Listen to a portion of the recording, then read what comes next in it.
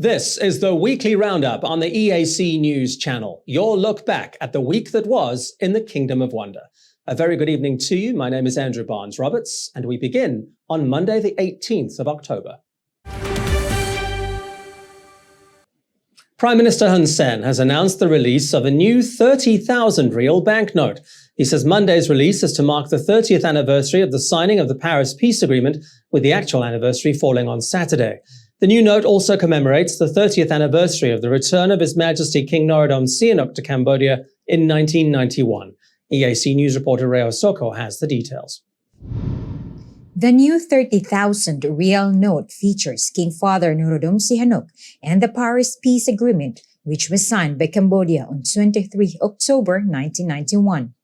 Governor of the National Bank of Cambodia, Chia Chanto, says that the background of the banknote contains many important pictures and details, such as then Prince Norodom Sihanouk shaking hands with Prime Minister Hun Sen during his return in 1991, and the words Le 30 anniversaire des accords de Paris-Cambodge for the Paris Peace Agreement. The peace treaty signaled the end of the war between Cambodia and Vietnam. The new banknote has three main colors: green, brown, and purple. It also shows signature of the governor and the treasurer underneath the five-headed dragon featured at the Independence Monument. In addition, the 30,000 real note also contains safety lines and markers that will help the blind. The royal government says the new note is already in circulation as of Monday morning. Rhea Soko, EAC News. New quarantine periods are now in effect after having been announced by Health Minister Mam Bun Heng on Saturday. They benefit fully vaccinated travellers and reduce quarantine periods to between 3 and 7 days, depending on which category of arrival you fall into. EAC News reporter Yuri Matosko explains. If you're not vaccinated, you still have to quarantine for 14 days and make a $2,000 deposit, unless you've pre-booked your quarantine at one of 5 approved hotels in the capital. But if you are vaccinated, life is suddenly a lot easier on arriving at Phnom Penh International Airport. Officials and foreign diplomats with residences in Cambodia can quarantine at home for 3 days, providing they've applied for permission beforehand. If not, it's 3 days in quarantine at a hotel. It's also 3 days in a hotel plus a $600 deposit for registered investors and business people, but they must be in possession of an invitation letter issued by a registered company that is up to date with its taxes. All other fully vaccinated travelers need only quarantine for 7 days in a hotel. Foreigners will also need to make a $1,000 deposit, unless they've pre-booked their quarantine at one of the 5 alternative state quarantine hotels, namely Sokha Hotel, Himawari, County Ward by Marriott Phnom Penh, Raffles Hotel Le Royal, and Sofitel. The deposit does not apply to Cambodian nationals. All vaccines are being recognized by Cambodia, regardless of WHO approval. But regardless of their vaccination status, all arrivals must show a negative PCR test within 72 hours of their departure to be granted entry into the kingdom and enjoy the shortened quarantine. The change in quarantine periods is seen as the first step towards an eventual full reopening of the country's borders, in line with the Prime Minister's statement last month that fully vaccinated tourists will be able to enjoy 7 days of no-hotel quarantine at their port of their approval. The Health Ministry says this is on the card for the end of the year, although a final decision has yet to be made. Yuri Matosko, EAC News. Now for a look at news making international headlines this Monday, the 18th of October. At least 25 people have died in landslides and floods triggered by heavy rains in southwestern India. Rescuers spent Sunday scouring for survivors in muddy debris. The military flew in emergency supplies. Water overflowing the Pampa River in Kerala entered homes, while in Kochi, fields, shops, and homes were all flooded. It's been barely 3 years since Kerala was last hit by floods. On 16 August 2018, the worst flooding in nearly a century was reported. Over 483 people died and 200,000 were forced from their homes. Annual rainfall is essential in India, with the monsoon supporting 2/3 of its 1.3 billion population, who rely on farming. However, excessive rainfall often brings floods, landslides, and waterborne diseases. thousands of people took to the streets of San Salvador on Sunday to air a range of grievances against President Nayib Bukele. Crowds are unhappy with him adopting Bitcoin as legal tender in his firing of Supreme Court judges, which has been viewed by his critics as a power grab. At least 4,000 people marched through capital San Salvador with banners and signs rejecting Bitcoin, which officially became legal tender in the Central American country in September. Near the capital's main square, protesters set fire to an effigy of the 40-year-old president. Last month, he proclaimed himself dictator of El Salvador in an apparent joke amid concerns about his increasing concentration of power.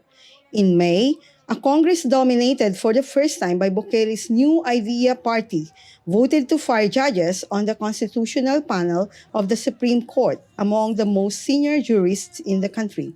Replacements seen as friendly to Bukele were they swiftly sworn in, which generated harsh criticisms from the United States as well as top international right groups. Bukele is a seasoned and often provocative user of social media, dismissing Sunday's protest on Twitter as a failure. And volcanic dust has caused disruption at La Palma airport as the Cumbre Vieja volcano keeps spewing lava and huge clouds of smoke and ash, some 4 weeks since the eruption began. It has now forced the closure of the airport of La Palma for the foreseeable future. The eruption has forced 7,000 people to evacuate their homes. Its lava has destroyed 420 buildings and covered an area of 190 hectares. On Saturday, La Palma Airport says it was closing due to the accumulation of volcanic ash near the facility. The decision comes after 7 flights to and from the islands were cancelled on Friday. Spain's airport company says other airports in the Caribbean islands are still operational. There's no immediate end in sight to the volcanic eruption, which experts say could go on until the end of the year.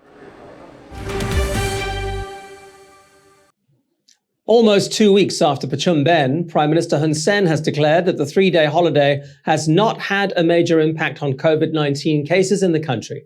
The holiday was seen as a major test for the kingdom ahead of an expected full reopening of the economy. The Prime Minister delivered a speech on Tuesday morning. While delivering that assessment of the holiday, he also urged people in the provinces to not bring their COVID-19 positive relatives to the capital for treatment, saying that provincial hospitals were more than capable. EAC News reporter Reo Soko has the story. No outbreak of COVID-19 resulting from Pachumbin. This was emphasized by Prime Minister Hun Sen during Tuesday morning's address. He says the number of daily COVID-19 cases and death toll have remained stable, considering that many people traveled across the country during the 3-day holiday. Pictures of crowded places, especially at the coast, flooded the internet, raising fears that the holiday would result in a huge spike in COVID-19 cases. But this hasn't been the case. Prime Minister Hun Sen says as a result, the kingdom is ready for a full reopening. Despite this, he has urged the public to continue being vigilant as the pandemic shows no sign of ending anytime soon. He also says there is no need for people in the provinces to send their COVID-19 positive relatives to Phnom Penh for treatment. ចំណែកឯការព្យាបាលទៀតសោតយើងបានសង្កេតឃើញថាកន្លងទៅនេះគឺមានការបញ្ជូនអ្នកជំងឺយ៉ាងច្រើនមកកាន់ទីក្រុងភ្នំពេញក្នុងពេលដែលរាជរដ្ឋាភិបាលបានពង្រឹងសមត្ថភាពព្យាបាលនៅតាមខេត្តនិងនៅតាមភូមិភាគដែលអាចឆ្លើយតបបានជាមួយនឹងការព្យាបាលសម្រាប់ជំងឺ COVID ដែលបានកើតចំពោះប្រជាពលរដ្ឋយើងនៅតាមខេត្តការរៀបចំពង្រឹងសមត្ថភាពនៅតាមខេត្តនេះគឺបានធ្វើឡើងយូរក្រែលមកហើយក៏បានឆ្លើយតបជាមួយនឹងការដោះស្រាយបញ្ហានៅតាមបណ្ដាខេត្តប៉ុន្តែជាទម្លាប់ធម្មតារបស់ប្រជាពលរដ្ឋរបស់យើងមិនតាន់ទឹកចិត្តទាំងស្រុងទៅលើមន្ទីរពេទ្យខេត្តនោះទេទើបបានជាប្រជាពលរដ្ឋរបស់យើងបានបញ្ជូនក្រុមគ្រួសារឪពុកម្ដាយញាតិមិត្តមកកាន់ទីក្រុងភ្នំពេញដើម្បីទទួលបាននូវការព្យាបាលការបញ្ជូនអ្នកជំងឺ COVID មកកាន់ទីក្រុងភ្នំពេញគឺមិនមែនជាវិធីដ៏ល្អសម្រាប់ស្រោចស្រង់អាយុជីវិតរបស់អ្នកជំងឺដែលជាសាច់ឈាមសាច់ញាតិរបស់យើងនោះទេ The Prime Minister has also asked the general public to stop discriminating against COVID-19 patients undergoing home treatment. Prime Minister Hun Sen concluded his speech asking for unity during the pandemic, saying now is the time to adapt to a new normal of living with COVID-19, while thanking what he again called friendly countries for their staunch support of the kingdom's hugely successful vaccination drive. Raya Soko, EAC News. Tributes have poured in for former U.S. Secretary of State Colin Powell, who died on Monday due to complications from COVID-19. U.S. Ambassador to Cambodia W. Patrick Murphy has tweeted that Powell was among the finest of the 11 Secretaries of State he has served under, calling Powell a strategic, inclusive, accessible and inspiring leader, adding that America had lost a patriot and pioneer who overcame obstacles to reach the pinnacles of military and diplomatic service. Colin Powell was the first black U.S. Secretary of State and a top military officer. He served under 3 Republican presidents and was one of America's foremost black figures for decades. He even considered a run for the White House, but was persuaded to change his mind by his wife. He later endorsed Barack Obama. Today, a grateful nation observes the end of a distinguished career and celebrates 35 years of service and victory. A victory for the United States military that gave young Colin Powell a chance to learn and to grow and to lead. A victory for the military and political leaders who continue to elevate him based on their complete confidence and sheer respect. A victory for a nation well served. And in a larger sense, a victory for the American dream, for the principle that in our nation, people can rise as far as their talent, their capacities, their dreams, and their discipline will carry them.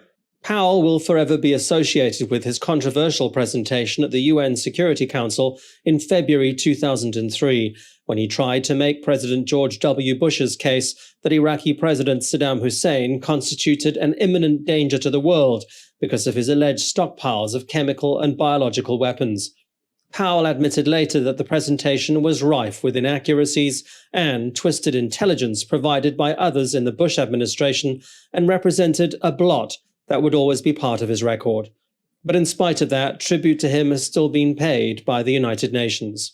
The Secretary General is saddened by the passing of Colin Powell, the former U.S. Secretary of State.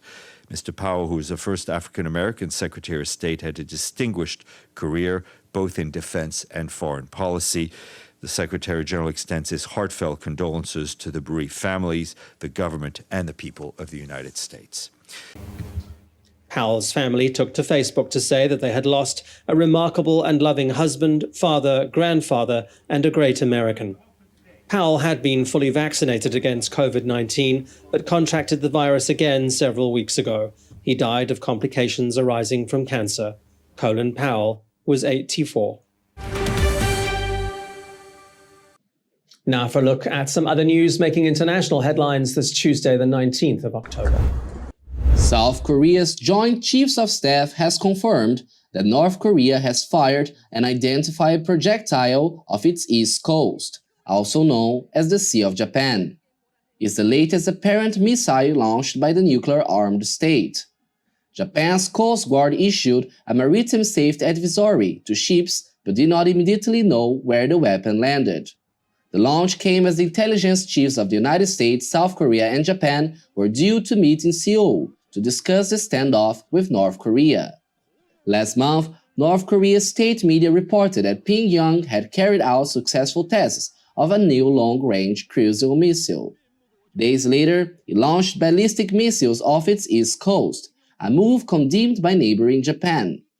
Nuclear negotiations between North Korea and the United States made some initial progress under the Trump administration, but talks broke down almost 2 years ago when Washington refused to grant sanctions relief in exchange for Pyongyang dismantling of nuclear weapons and long-range missiles. Earlier this year, a top North Korean official said Pyongyang will not respond to numerous invitations to restart nuclear discussions until the U.S. dropped what he called its hostile policies. Portuguese and Spanish authorities have seized 5.2 tons of cocaine from a sailboat around 550 kilometers from Portugal's coast. It is Portugal's largest drug bust in 15 years in a world record haul on the high seas. 3 suspects have been arrested, 2 Spanish nationals and 1 Peruvian. The 3 are part of a powerful drug ring known for transporting drugs from Latin America to Europe. Authorities discovered 183 cloth sacks of cocaine aboard the vessel, headed for the continental European market. It has a wholesale value of about $30,000 per kilo, or a street value of about $150 million. According to the European Monitoring Center for Drugs and Drug Addiction, the seizure comes as new gangs continue to muscle into cocaine markets in Europe, setting up smuggling networks directly linking producers in Latin America with European users. And the moment a home gets swept away during floods in southern India. Footage shows local residents of the city of Kottayam as they helplessly watch as the building dramatically slides back into the river. Heavy rains lashed the South Indian state of Kerala over the weekend. Rainfall across the state has led to flash floods and landslides in the several areas, killing at least 22 people. The Indian Army and Navy have been deployed to carry out rescue missions to evacuate residents. Kerala last fell victim to flooding in 2018. They claimed the lives of over 400 people and were described as its worst floods in a century. Prime Minister Hun Sen has welcomed the Director General of the Universal Peace Federation, Yung Ho, to the Peace Palace. The meeting came ahead of next month's World Peace Summit hosted by the UPF, which the Prime Minister will co-chair. EAC News reporter Yuri Matosko has the story. A morning full of praise at the Peace Palace, with Prime Minister Hun Sen warmly welcoming the Director General of the Universal Peace Federation, Yung Ho. The Prime Minister awarded his visitor with Cambodian Solidarity Medal, putting the award around Yung Ho's shoulder himself. He thanked the Universal Peace Federation for inviting him to co-chair next month's Summit on Peace, which will be held in South Korea. Yung Ho complimented the government of Cambodia, saying the Prime Minister is an example of global peace leadership. He invited the Prime Minister to make recommendations toward a successful summit, which will be attended by hundreds of dignitaries from around the world. The Universal Peace Federation is a network of individuals, international organizations, and religious figures who are committed to achieving world peace. The UPF has consultant status at the United Nations Economic and Social Council, supporting the UN in areas such as peace building, interfaith dialogue, and education. On 12 September, it presented the World Peace Gold Medal to the Prime Minister at its General Assembly of Hope. Yuri Matosko, EAC News.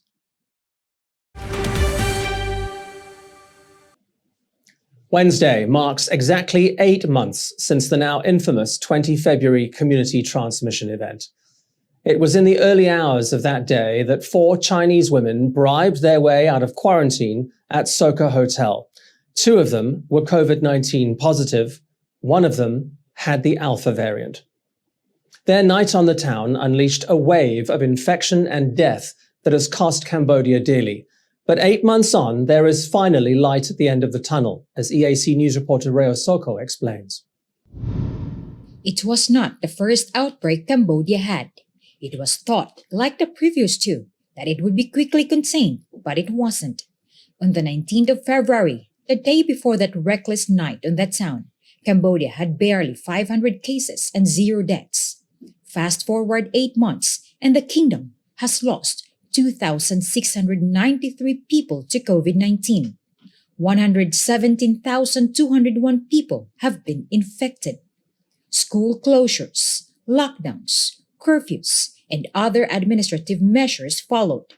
But Cambodia's second wave came just as it started rolling out vaccines.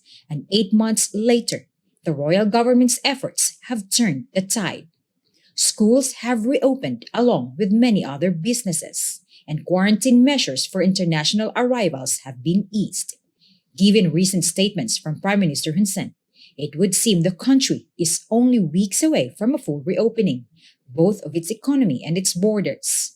Cambodia has been hailed by international organizations and governments around the world for its rapid vaccination rollout, one of the fastest in the world and second only to Singapore in Southeast Asia.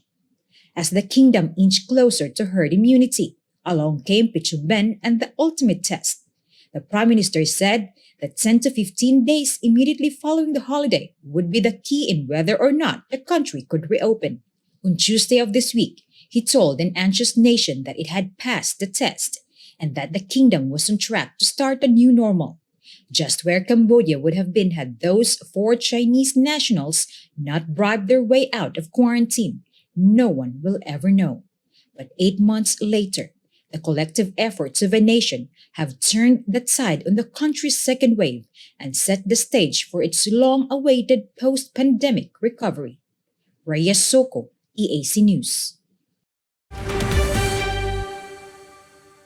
Now for a look at some news making international headlines this Wednesday, the 20th of October.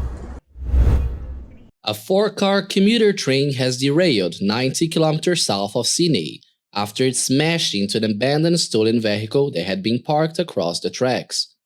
The impact knocked the front carriage onto its side and tilted the second one. The incident occurred at Kambla Grange, near Wollongong. 12 people were evacuated from the passenger train, including the trapped driver. He has been hospitalized along with 4 passengers.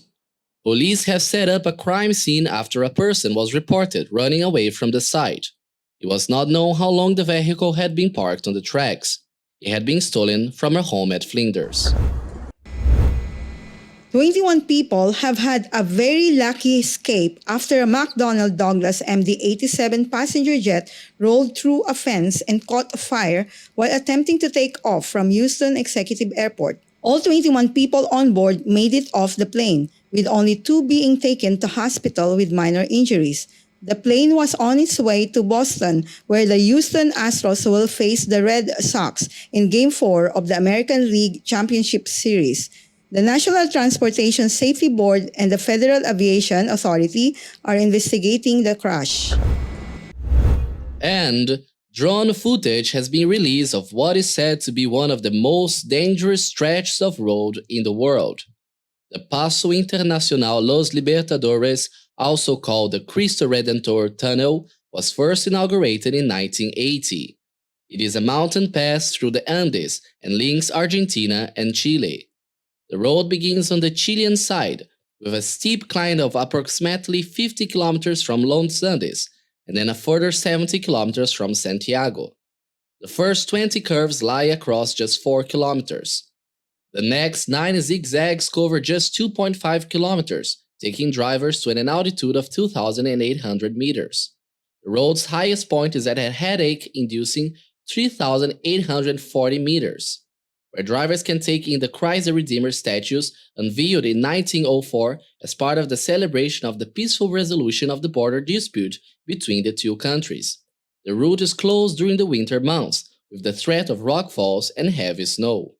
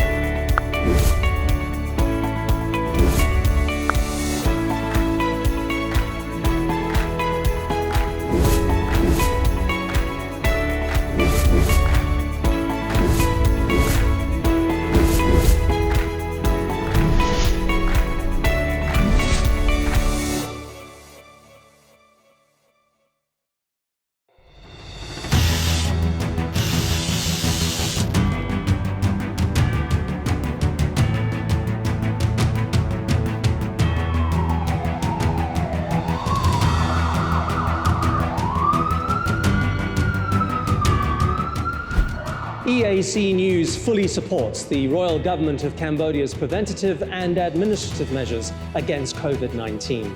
But we need you to play your part in helping bring the 20 February community transmission event to an end.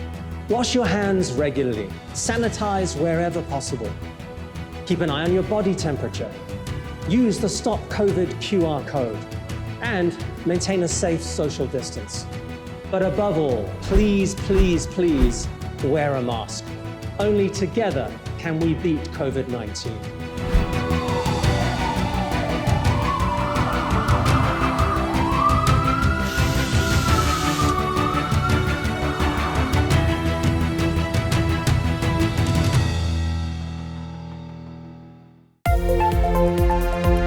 If it's happening and you need to know about it, you'll get it all right here. EAC News brings you updates and breaking news in English across all of our platforms and channels. The EAC News app, YouTube, Facebook, Telegram, Twitter, and our website www.eacnews.asia. Join me, Andrew Barnes-Roberts, and the rest of the EAC News team every day on your favorite channels. EAC News, Cambodia made clear.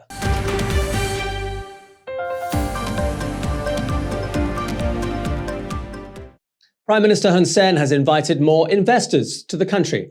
With government's new investment law in place, he says it's time to promote the kingdom as an investment destination. On Tuesday, the Prime Minister met with the US ASEAN Business Council, saying he would welcome more investors from the United States. The kingdom's new investment law was signed by His Majesty King Norodom Sihamoni last Friday. EAC News reporter Reo Soko has the story. The royal government says the new investment law is designed to create an open, transparent, predictable, and favorable legal framework for investors in the country. With 11 chapters and 42 articles, all guaranteed to protect investors with compensation if they are damaged by armed conflict or civil war, or the country is placed in a state of emergency. This law also allows investors to buy and exchange foreign currency freely and provide them ownership of the issue. Prime Minister Hun Sen called for more investors in the country on Tuesday. As Cambodia slowly reopens, he says it is the government's hope that more investors will come in, and he is eyeing more investment from the United States. On Wednesday, Minister of Public Works and Transport, Sun Chantol, asked U.S. companies to participate in the bidding process for infrastructure projects in the kingdom. He expressed his request during a virtual meeting with a delegation from the ASEAN-US Business Council, led by its chairman, Ted Osius. Investors are being assured by the kingdom that with the new investment law, they will be allowed to obtain long-term accommodation for themselves and their families during the time frame of their project. They are also eligible to apply for work permits for themselves and their foreign employees. The new investment law also tempts investors with full or partial exemptions on taxes and other duties. Reyes Soko, EAC News. This week's weather is taking its toll on the kingdom as the annual rainy season stubbornly refuses to end. Widespread flooding has been reported in Oda Menchei, Bantia Menchei, and Battambang, where a lightning strike killed 11 cows on Wednesday. Authorities are warning people that the heavy weather will be with us for at least the next 5 days. EAC News reporter Yuri Matosko has the details. According to police, the cows were grazing when the lightning struck. They were all killed instantly. The cows were owned by the Mao family in Bang Ting village, in the district of Surag Sankai. They've told police they were shocked by the storm's intensity. Many lightning strikes have been recorded across the kingdom this rainy season. Just last week, a 14-year-old girl from Siem Reap was killed by lightning. Meanwhile, in Bantia Menchei, more than 100 families have been evacuated. The city of Poipet has been suffering with severe flooding for days now. This has resulted in the evacuation of 116 families, with water levels continuing to rise. Most of the affected families are along the Cambodian-Thailand border. Bantia Menchei Governor Ong Rektrai has called on residents to be extra careful over the next few days, especially parents with young children.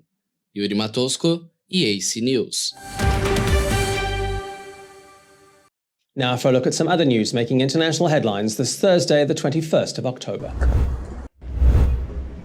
Japan's Mount Eiso, a major tourist destination of the main southern islands of Kyushu, has erupted, with a massive column of gray smoke billowing to the sky.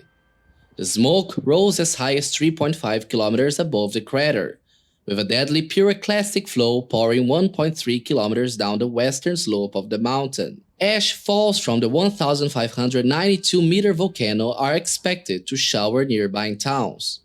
The Japan Meteorological Agency has raised the warning level for Mount Eiso to 3 on a scale of 5, warning hikers and residents to avoid it and steer clear of the threat of lava flows and falling rocks. There have been no immediate reports of casualties or damage to property. A fearful but stunning video, meanwhile, shows lava bubbling at the west vent at the Halimau crater on Wednesday at the summit of Mount Kilauea. It started erupting on 29th of September. All lava activity is confined within the Hawaii Volcanoes National Park. According to the U.S. Geological Service, gas emissions and seismic activity at the summit remain elevated. Hawaii Volcano Observatory field crews equipped with specialized safety gear are monitoring the eruption closely. The alert level for Hawaii's youngest and most active volcano is currently on watch. And a bomb attack on a military bus in central Damascus has killed 14 people. 2 explosive devices attached to the army vehicle were detonated as it passed under a bridge during morning rush hour. A third device was defused by an armed engineering unit. Officials have described it as a terrorist attack. Although Syria has been embroiled in civil war for a decade, attacks in the capital are increasingly rare. The war, focusing on the ousting of the President Bashar al-Assad, has left at least 350,000 people dead and caused half the population to flee their homes. Prime Minister Hun Sen has made the announcements we've all been waiting for. Without specifically announcing a formal end to the 20 February community transmission event, he has taken the kingdom into a new normal. He wants flights reopened with other ASEAN countries as soon as possible and says the days of COVID-19 closures and lockdowns are over. He was speaking at Friday morning's plenary meeting of the Council of Ministers. EAC News reporter Reo Soko has our top story. On paper, a meeting of the Council of Ministers to discuss the 2022 budget, but major statements were made by the Prime Minister regarding moving Cambodia from the pandemic stage of COVID-19 to the endemic stage, living with the virus in the so-called new normal. Firstly, he said there are to be no more closures due to COVID-19 outbreaks. He says if there are cases reported at schools, markets, factories, or other businesses, then those affected will be hospitalized, but the location itself will not be shuttered. And then came the big news. The Prime Minister instructing ministries and institutions to review the possibility of reopening flights with ASEAN member countries, most especially Thailand, which has already announced it will allow fully vaccinated people from Cambodia in, with no quarantine, from the 1st of November. The Prime Minister wants the kingdom to reciprocate with Thailand, while it also reopens routes with other ASEAN destinations.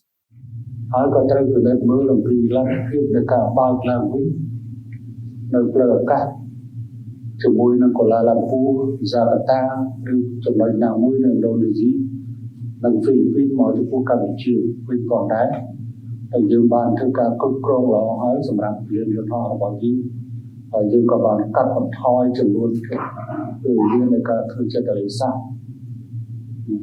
ដែលអាចជាផ្នែកនៃការទឹកទីហើយនឹងឈានទៅដល់ការរៀបចំបានឡើងវិញនៅទេសចរសុវត្ថិភាពHe also confirmed that the health ministry is no longer testing corpses for COVID-19, another signal that Cambodia's new normal is here.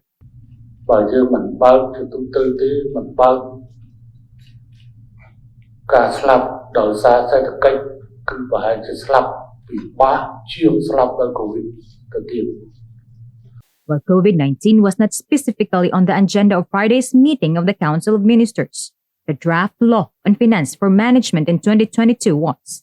The royal government has set the total national budget expenditure at around $8.5 billion, equivalent to 27.95% of gross domestic product, which is an increase of 8.4% over 2021. The Prime Minister says the royal government aims to collect $6.3 billion in revenue across 2022, emphasizing that the 2022 budget will focus on capacity building for the kingdom's post-pandemic recovery. Reyes Soko, EAC News. The Ministry of Education has officially announced that all schools in the kingdom, both primary and secondary and public and private, can reopen from Monday the 1st of November. There is one caveat though. Schools must be able to implement the Health Ministry's protocols. EAC News reporter Yuri Matosko asked some parents and children on the streets of Phnom Penh how they were feeling about finally going back to school. Starting next month, all public and private schools will be back in class, but with a classroom capacity of up to 20 students and the strict use of face masks throughout the day. Other sanitary measures include regular hand washing and sanitizing. As was the case with the reopening of secondary schools, primary schools must have only vaccinated teachers in class, and parents are asked to provide a packed lunch so that their children do not have to leave school's premises to get food. The reopening of primary schools comes almost 9 months after they were closed in response to the 20 February committee transmission event. EAC News asked parents and children how they were feeling about the reopening. I am happy that the Prime Minister is reopening the school for my children. I am happy because they had stopped for so long and they used to learn on Telegram, so they can't really get what the lesson is mainly about.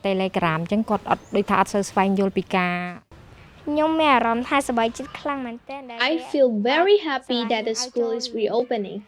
I also feel a bit nervous too. I felt happy when the Prime Minister decided to reopen the school. I did. I do miss my friends, my school, and the school where I used to study. I am happy that my kids will be back at school because they haven't for so long, so they might forget their school or something. I feel happy because staying at home makes my kids forget the books, pens, and everything else because they haven't studied for so long. They didn't learn anything, so that's why I am happy that they'll be back at school. Schools like this will be closely monitored as they reopen next month, but they won't have to worry about closing again. The Prime Minister announced on Friday that in the event of a COVID-19 outbreak at a school, those affected should be taken to a hospital and the school does not have to close. Cambodia's new normal is here. Yuri Matosko, EAC News, Phnom Penh. Cambodia will mark the 30th anniversary of the signing of the Paris Peace Agreement on Saturday. It was signed on the 23rd of October 1991 and declared an official end to the war between Cambodia and Vietnam. A day ahead of the anniversary, a high-level round-table discussion was held to discuss the significance of the Paris Peace Agreement 30 years on.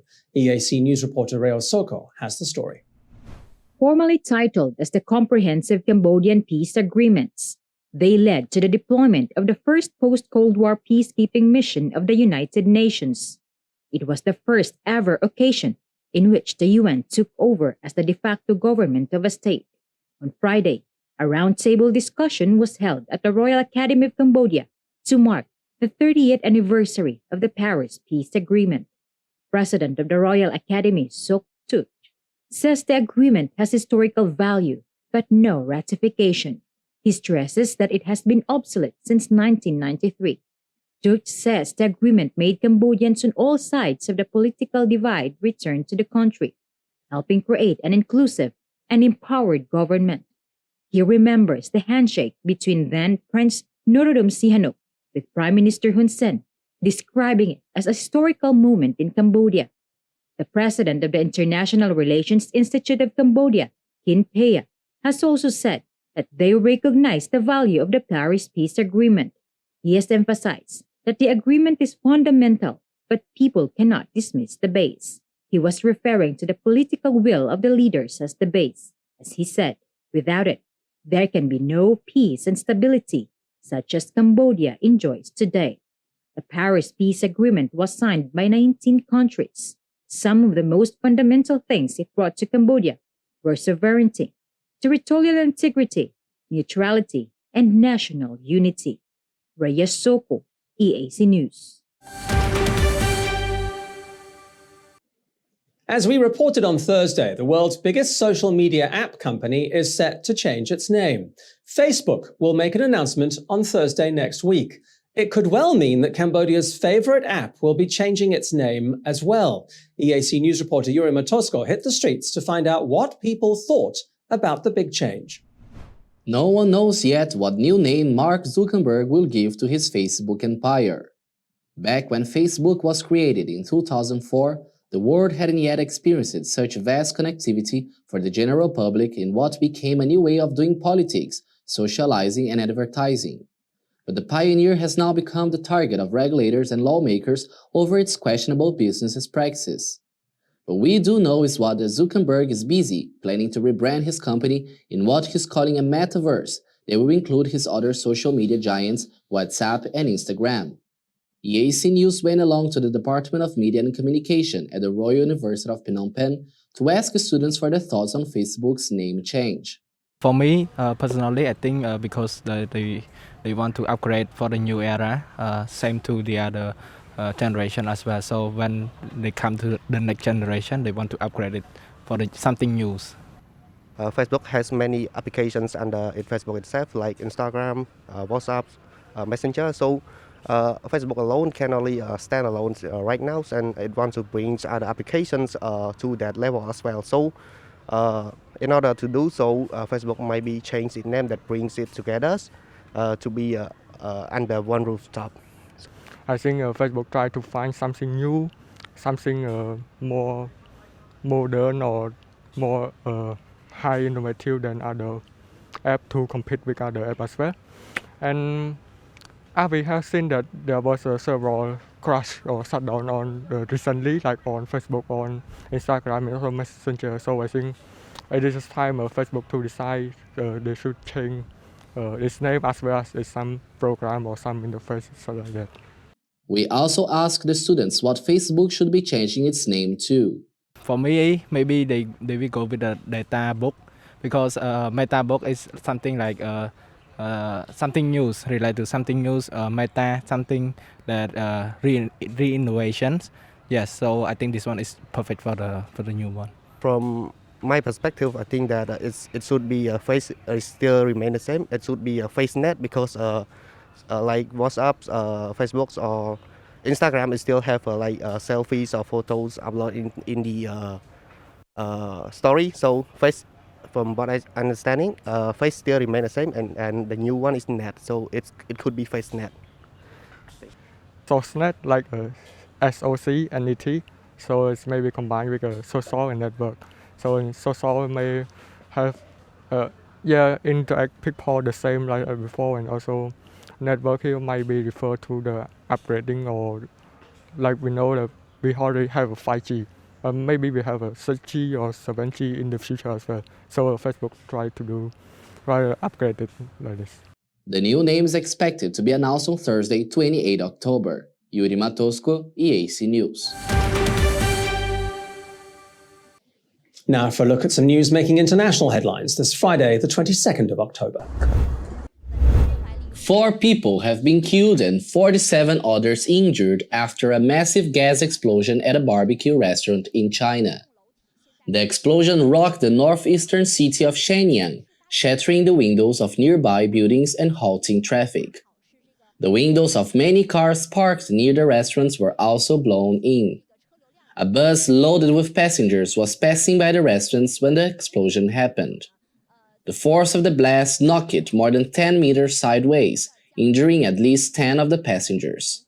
The Shenyang Fire Department dispatched 110 firefighters and 25 trucks. Ultimately, a total of 1,054 people and 307 vehicles were sent to the site to fight the blaze and search for the injured. Shenyang Gas had been rebuilding the gas pipeline network in the area the night before. It has started providing gas about 1 hour before the explosion took place. The gas company says it is unclear if it's the repairs work had led to the explosion, but an investigation is underway. According to Nepal's Home Ministry, 77 people have died from floods and landslides after heavy rainfall over the past 3 days. Some 22 people have been injured, 26 are still missing. Swollen rivers have swept inland, with houses and roads flooded and rice paddies submerged. The flooding mainly took place in regions across western Nepal, close to the neighboring northern Indian state of Uttarakhand. At least 46 people have died in the Indian state, while the southern state of Kerala, 27 people have been killed by flooding. And South Korea's first domestically built space rocket blasted off on Thursday, but failed to fully place a dummy satellite into orbit. It was a case of mixed results for a test launch that represents a major leap forward for the country's ambitious space plans. President Moon Jae-in, who watched the launch from the country's space center, says that the rocket completed its flight sequences, but failed to place a test payload into orbit. The 3-stage KSLV-2 Nudie rocket, emblazoned with the national flag, launched from the NATO Space Center at 5 p.m. local time on Thursday. The Nudie, or World Rocket, is part of a broader space effort that emphasizes the launch of satellites for surveillance, navigation, communication, and even lunar probes.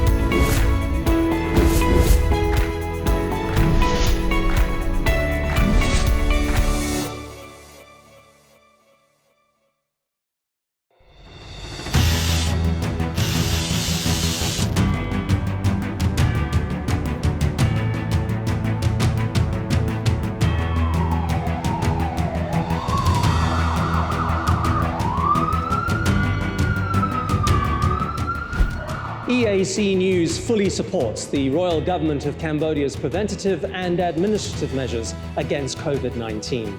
But we need you to play your part in helping bring the 20 February community transmission event to an end. Wash your hands regularly, sanitize wherever possible. Keep an eye on your body temperature. Use the Stop COVID QR code and maintain a safe social distance. But above all, please, please, please wear a mask. Only together can we beat COVID-19.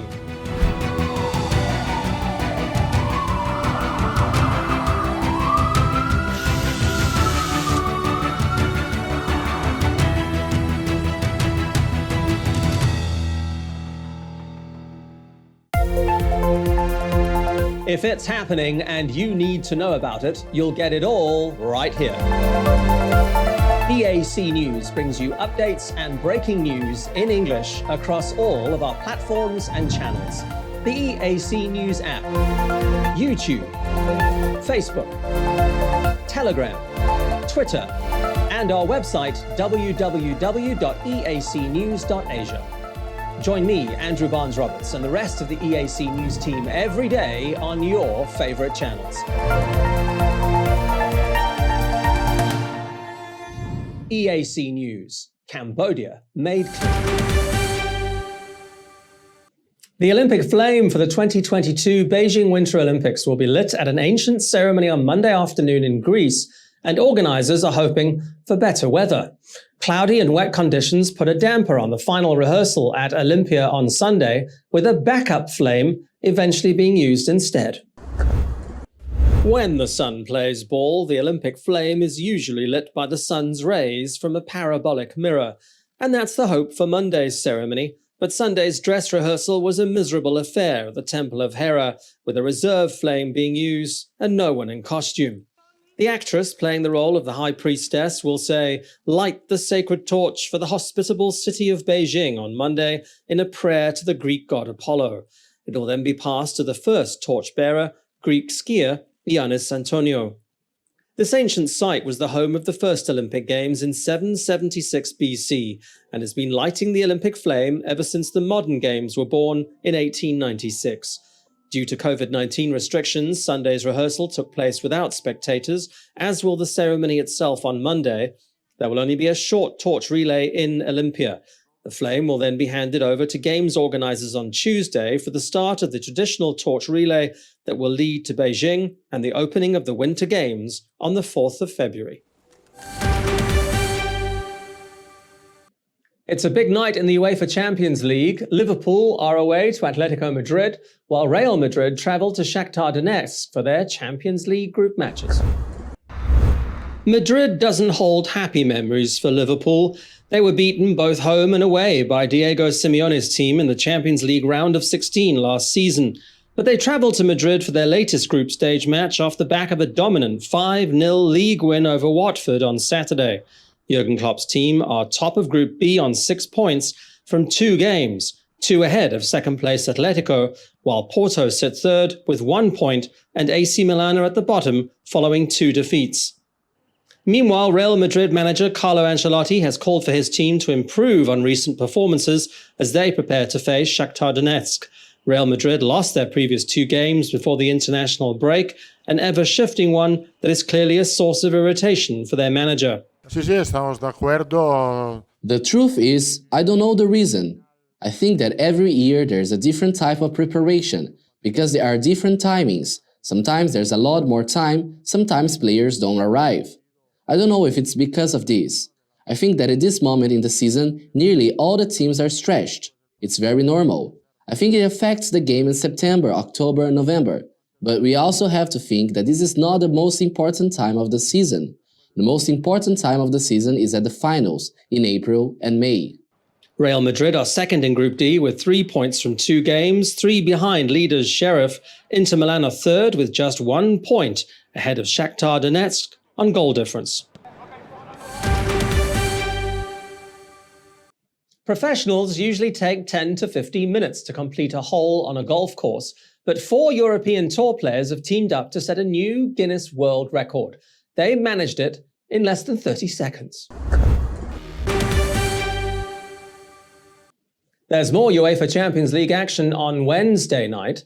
Bayern Munich face Benfica in Lisbon, while a troubled Barcelona host Dynamo Kiev. Bayern Munich will be without fullback Alphonso Davies and midfielder Leon Goretzka for their Champions League Group E encounter. Goretzka is out with a cold, as is Davies, both being given a break to avoid fatigue due to the German champions' busy schedule in the coming weeks. But coach Julian Nagelsmann told reporters on Tuesday that star player Lucas Hernandez is expected to feature, despite him facing a jail term in Madrid for violating a restraining order after an altercation with his wife. I would talk to him if I saw any anomalies, but I don't. I can only say that he's training and playing well. I think he's approaching the situation quite well, and I am not that involved in it. I can only look at it from the outside. I have my own opinion, of course, but it's not something I want to share, as it is his private life. As long as he's doing his job well, and he wants to play, and he wants to win. He played well against Leverkusen, and he will probably play well tomorrow. I think he's very good at separating the two things, and he's approaching it well. The Bavarians are 2 points clear at the top of Group E with 2 wins from 2 games. Benfica are second on 4 points. Dynamo Kiev are third on 1, with Barcelona still without points in last place. But Barcelona coach Ronald Koeman is under no illusion that their future in this season's Champions League depends on Wednesday's clash with Dynamo Kiev. He knows his job is on the line, but appealed for calm, acknowledging that his side's focus is not on winning the title, but returning to a high level. To compete, yes, but we can't demand of the team to win the Champions League, because if we look at other teams that are ahead of us, we are trying to get to the same level with new and young players. As I said before, we have to recover our injured players that are still not at their best level, but they are going in a good direction. All this stops our objectives, but I think we have a competitive team, and I believe we will get through this group stage. Barcelona sit bottom of Group E following consecutive 3-0 losses to Bayern Munich and Benfica.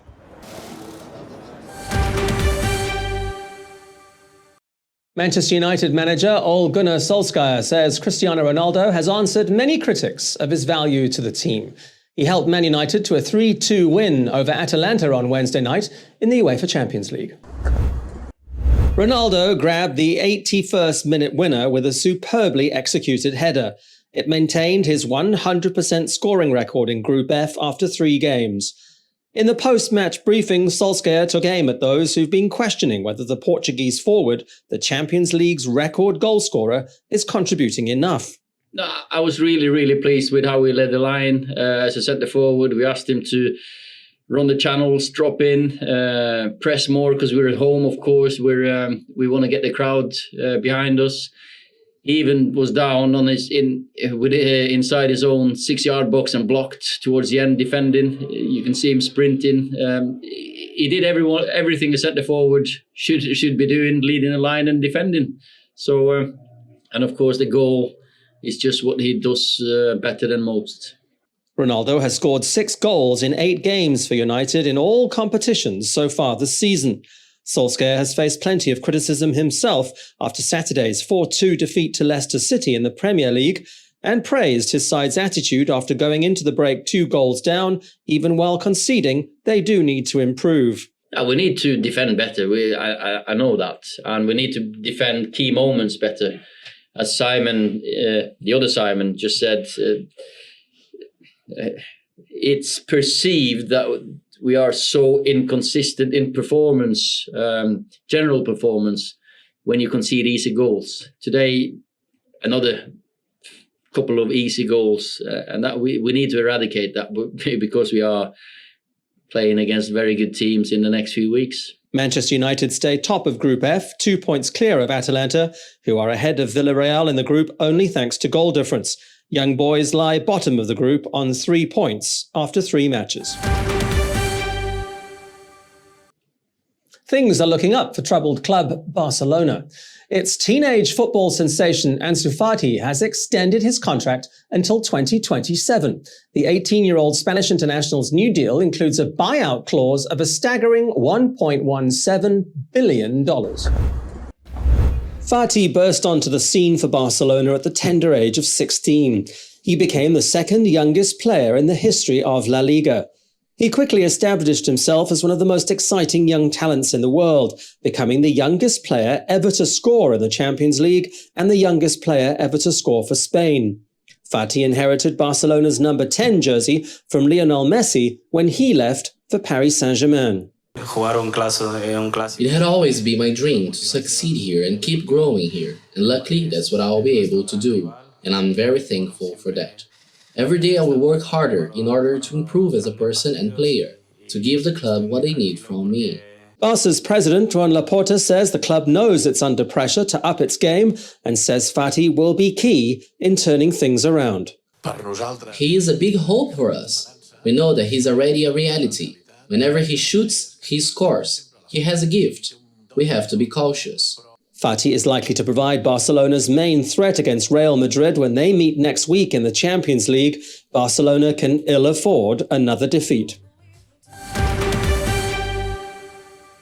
As if we didn't need another excuse to visit Dubai, the city has inaugurated the world's biggest Ferris wheel. It's part of the city's strategy to reinforce its status as a major tourism hub in the wake of the pandemic. Dubai! In a blaze of fireworks, together with a lavish drone show, the Dubai Eye was declared open to the world. By night, a little difficult to appreciate its size, but by day, its sheer height is easier to take in. It stands a whopping 250 meters tall. It can take 1,750 people at a time. The only downside to its size is that you only go around once, on a hair-raising half-hour ride. But that didn't seem to bother its first visitors. This is the largest Ferris wheel, so pretty excited to be here and to be part of the history. Yeah, currently it's the sunset time and we're very excited. It's going to be fireworks, it's going to be crazy, and it's going to be a history made. It's like one of the largest Ferris wheel that we're going to see, and it's going to be amazing. The biggest Ferris wheel in the world. It's the first day, it's a grand opening, and we are lucky to be at the same place. It is the latest attraction to open in the region's tourism and business hub after the waxwork museum Madame Tussauds opened earlier this week. Dubai is hoping to attract millions to its Expo 2020 World Fair, which opened earlier in October. Time now for a look at tomorrow's weather.